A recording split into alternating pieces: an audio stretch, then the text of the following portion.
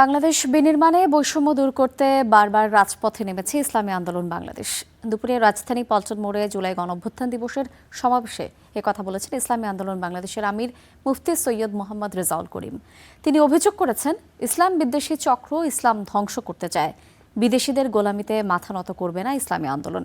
এ সময় জুলাইয়ের রক্তকে ভুলে না যাওয়ার আহ্বান জানান তিনি। জুলাই সনদের বাস্তবায়ন দেখা যাচ্ছে না জানিয়ে এ নিয়ে বিশৃঙ্খলা কাম্য নয় বলেও মন্তব্য করেন তিনি। সমাবেশ শেষে মিছিল বের করে দলটি।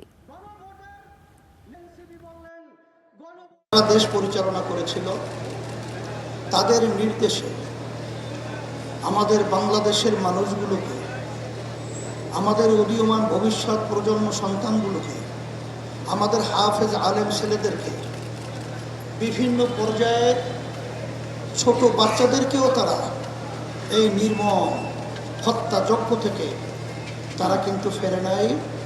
তারা কিন্তু পশুর চেয়েও হিংস্র আমাদের বাংলাদেশের মানুষের সাথে ব্যবহার করেছে।